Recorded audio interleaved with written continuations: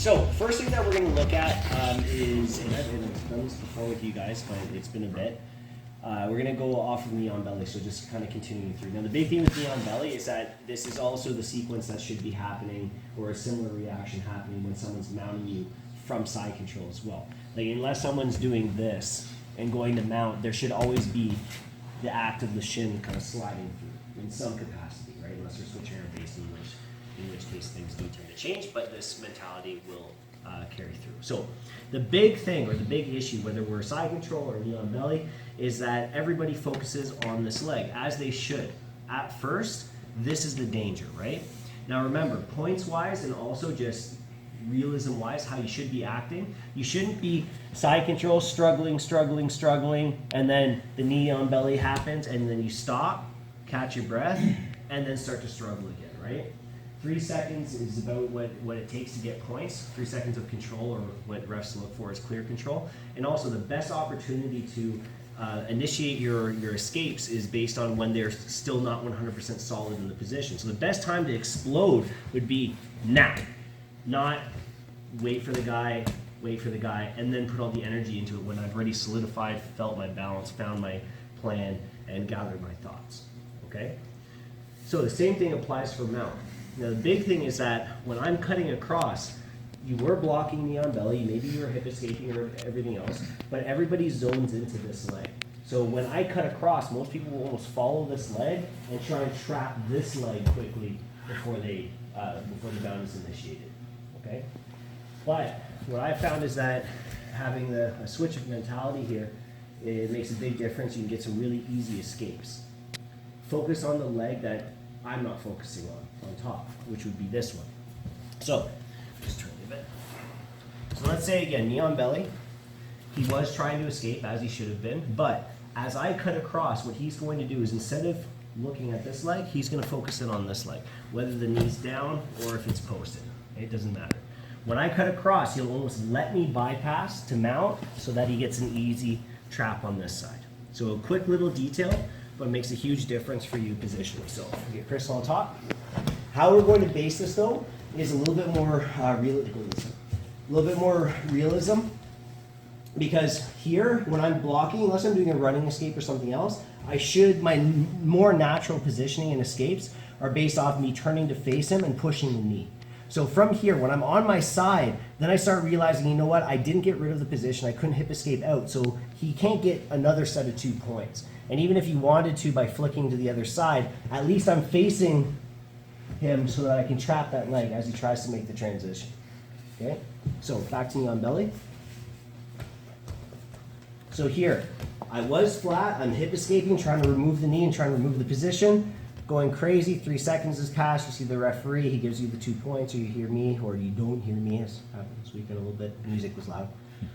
Is that, you hear the coach yelling out, he's got the points, move on, progress, whatever else. So what we're gonna do is let him go. Everything is more about not getting submitted now, so my elbow tucks in, but I give him mount. I leave it a little bit open as a bait, and I focus on now trapping this leg. Now, it could be just lock, right? But now my back is kind of turned to him. He was transitioning to the side, so I don't really like that.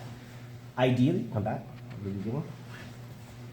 ideally what I'm looking for is a butterfly hook, and it could be either leg. So flat, knee on belly, I start hip escaping, but I feel like I can't get rid of the position, so I let him go. And I focus on trapping here. Now, if I get this butterfly hook in, remember it's not a flipper foot, it's a hook, I can now use this to hip escape and elevate, and then come back to my positioning where I can close my guard. But worst case scenario, you just lock down on half guard, and you should be good to go. So again, side. So flat to start, guys. Start to push and hip escape out, but when you realize there's danger, let it go and focus on this leg. Now just quickly for shits and giggles, let's go from side control. Same thing. If he's in side control, I have my knee pressure and he starts cutting across, right? Instead of fighting and trying to trap this leg, which he's focused on making sure stays clear, I kind of let it go through. He already beat me positionally. He got the knee across. There's not much I can do. So instead, I focus on this leg. Okay? A little bit of a change of mentality in the position makes a big difference. Don't focus on where he's focusing. Focus on where he's ignoring.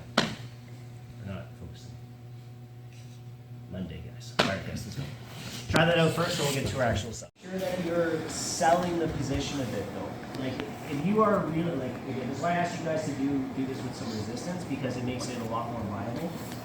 And you guys, when someone is concerned about driving their weight forward and trying to get to mount, again, they're focusing on the back leg is right in position, right? The one that you're looking to trap. So they're so focused on powering through with that one leg that they're, even subconsciously, they're not really thinking too much about that other leg. They just assume it's in position or that it's an afterthought. So for us, if we have that anticipation or that we know that there's a high likelihood that if I'm starting to get beaten, I just switch my focus to the other leg. But you need to make sure you're still selling it. I can't be flat and be like, I'm blocking you. Oh no, right? It has to be like, I'm trying to hip out, and if you're not doing that anyways, you're not really trying to escape from the on belly, in which case, why would he just stay there, crush you, and tap you out from that position? He needs to feel, or she needs to feel that she should go to mount.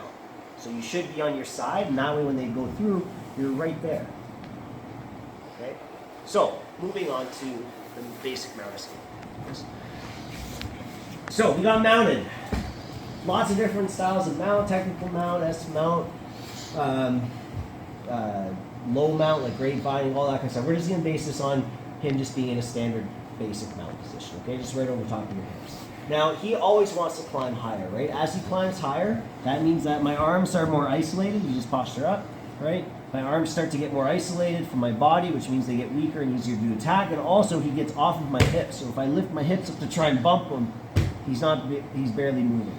So the first thing that we always need to think about is to keep our elbows tucked in. And I'm always shoulder walking, okay? Always shoulder walking to keep them back on my hips.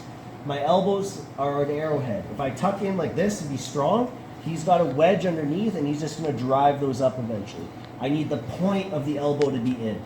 Now, for this to be effective, normally you're always going to be a little bit more dominant on one side. Okay? And at least that's how I set up my escapes, is I always focus on putting my stronger side forward, okay? or up. But in general, just keep your elbows tucked in so that he can't drive in, right? If he wants to try and fight you on it, then he gets the point of the elbows and the thighs, right? But I don't want to be too ridiculous, because then now he's going to climb over top of my arms and, yeah, no good, okay? So, basic escape, trap the arm, bump and roll. First thing, that's it. So, always rely on your hips. That's where the power comes from. He's loaded on my hips, or he's back on my hips. Again, big, strong, make him do a face plant, hips up. Now, if that doesn't work, a lot of people have good balance. What I'm going to do is either hips up. I realize that, he's countering, or he has good balance. One arm carefully just at the elbow helps to pull. Okay, we don't extend up and grab the guy, because then you're just going, here's an arm, right? Or what I prefer, so I don't have to engage with my arms as much, I'm always primed to escape or defend myself. Hips up, and my one thigh pushes him forward. Okay, it's not a knee in the spine. Okay, it's a thigh push. Hips, push. That's a bit of a knee in the spine. Okay? Now, when we're hunting for the arm, traditional is an overhook wrap, like so, even though he turned his elbow weird. Okay? Overhook, and then bump and roll to that side. But I don't like giving up an underhook ever. Okay? Because if this doesn't work, or if he just bites down and we can kind of go cross-face underhook here, like this can become really uncomfortable, and then now I may have screwed myself. But that's there. If someone's really resisting the pull, that's there. So, I don't pull at the wrist because there's too much traction. I don't pull at the shoulder because it's his body, it's too strong. Right at the elbow. So let's go again. So hips up, he plants his hands, otherwise he plants his face. And you notice I didn't reach for him until his hands settled. So if I throw my hips up and reach at the same time, he's going to slide up my body, and then, oh no. Okay, my elbows keep him back the whole time. Hips up, he plants. Two hands at the elbow, drop your hips and pull. Because if I went hips up and then I drop my hips, he has no reason to keep his hands on the mat. Hips up and stay up. Grab and now drop and pull. Tight. And just try and tangle this up as best you can. You may have gone like this and stayed tight here, and it may have been strong for the pull, but maintaining the arm, this isn't strong. He's going to pull his arm free. So once you get the arm in, adjust to a grip. Whatever side I have trapped, that side of the arm, mirror side, grabs up nice and high on the back here. Now, little detail, of course, is to try and step over the foot, although as we're going to see later, this isn't that effective. For some, especially if they have long legs, it's easier to trap, but most people will just kick right through that. Now, to get the roll, most people when they first start, they just try and twist. But action, reaction. I go this way, he goes the other way, and I'm not going anywhere. Face plant and roll. It's a bridge. Hips up and over. Driving with my legs the entire time. And then I'm immediately trying to find my posture. Head up nice and strong. Again. Elbows tight, shoulder walk back. Anytime you feel like I feel jammed up here, shoulder walk, dig the elbows in. Okay? Hips up, pull, hips up, knee, whatever you like. Hips stay up till you get the elbow, drop and pull. Step over his foot, grab onto his back here, look where you want to go, hips up and over. Driving the entire time till you get to it. Okay? Basic. Or if you want to do the wrap and bridge, that's fine as well. Okay, always making sure there'll be posture. Now, the common thing though to have happen is he's gonna base, right? Now, there's basing with his arm where I lost the grip, right? And I try to roll and he pulls his arm free. That's a different situation because he's creating base with his upper body. Okay, what we're looking for is when he bases with the leg. So I have his arm trapped, I go hips up and over and he, post. Now, key thing, and we're going to go over this a few times because it's always necessary whenever I teach this. You have to continue your drive. The threat has to be real. Did you notice how he stopped me and then he brought his foot back in for a second to close the gap? Well, that's because I didn't keep driving. You want to think about it this way. Okay, pop off for a sec. Face that one. Turn. Okay, if I want to push him over and he sticks out his arm just to stop me, okay, his base is set, okay? If I keep this drive happening, if he wants to bring his hand in to reset, he's going to lose his balance, right? He stops something. Now, if the power comes off, then he can reset, and then if he needs to resist from there, he'll be strong again. But if he has to brace and that power is constantly driving, if he tries to take that hand and move it even wider, he's probably going to fall. So the same energy has to be in the bridge. You have to keep your hips up and driving so that when he sticks his leg out, it stays out. Because then I have way more time to adjust. And also, if this is adequate for him to stop you from rolling, or this, you're not bridging hard. Okay? Hips have to be powerful. Again. Elbows tight, shoulder walk, bump, trap, bump and roll. Oh, he posted. But now I'm facing what just posted, very similar to what we just finished with. Now I focus on hip escaping back, tracking the guy's leg. He falls over, fantastic. Or close up. So this is a big difference between anticipation and assumption. If I assume he's going to stick his leg out, most likely he won't, and I'll half-ass my bridge, right? If I anticipate the fact that he will, if I put full 100% effort into the roll, then he will. Most likely. Okay? One last time. Mount, elbows tight. Start with it at the beginning, guys. Bump. Trap. Solidify your grip. Step over the foot ideally. Bump and roll. But again, I have to keep that energy. He has to feel like he has to keep that leg out so that now I can sneak my knee through. Again, this is no longer mount. But if I have the chance of using like a butterfly hook or getting some control here, fighting from these positions or closing up or playing a more advanced card, of course, go for it. Okay, if he flops, then great, you're up. Now, one last quick detail. On the bridge or on the bump and roll, the first day lesson, you don't have to have full control over his arm. Normally, most people, for me anyways, I get most of my escapes based on wrist control. All I have to stop is his ability to plant his hand on the mat. So that doesn't mean that I need to have him like this. He could be completely postured, but if he can't stick that arm out, he's gone. Okay? So just keep that in mind when you're doing this. Sometimes you get too hung up on holding, but that should be the intent. Okay?